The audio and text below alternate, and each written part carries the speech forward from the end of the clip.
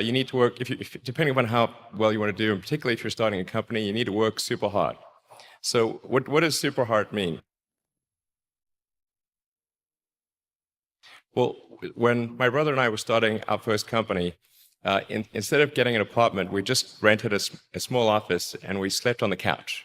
Uh, and we showered at the YMCA, and we're so hot up we had just one computer. So the website was up during the day, and I was coding at night, 7 days a week, all the time. And I sort of briefly had a girlfriend, and in order to be with me, she had to sleep in the office. So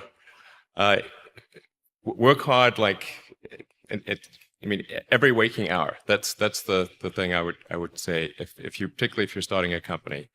And I mean, if you do simple math, say like, okay, if somebody else is working 50 hours and you're working 100, you'll get twice as much done in the course of a year as the other company.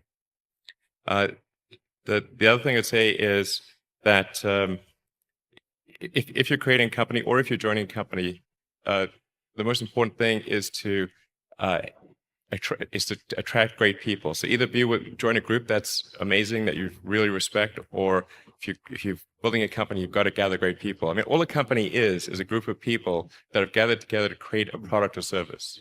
And so depending upon how talented and hardworking that group is, and the degree to which they are focused cohesively in a good direction, that will determine the success of the company. So do everything you can to gather great people if you're creating a company.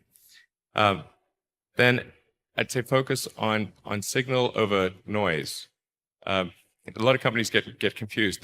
They spend money on things that don't actually make the product better. So, for example, at Tesla, we've never spent any money on advertising. We put all of the money into R&D and manufacturing and design to try to make the car as good as possible.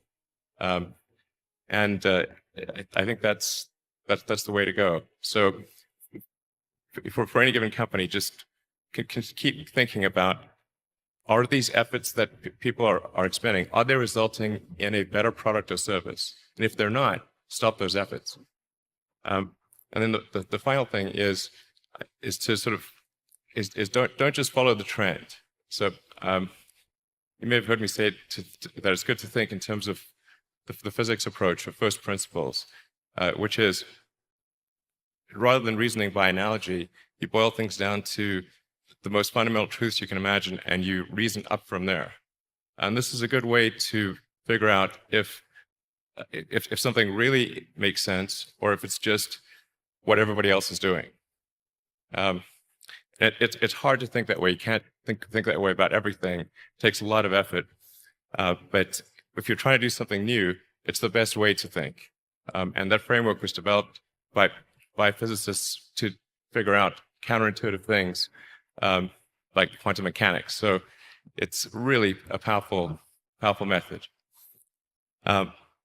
Anyway, so that's, and then I think that the final thing I would encourage you to do is, now is the time to take risk. You don't have, you don't have kids, but as you get older, your obligations increase. So and once you have a family, you start taking risk not just for yourself, but for your family as well. It gets much harder to do things that might not work out.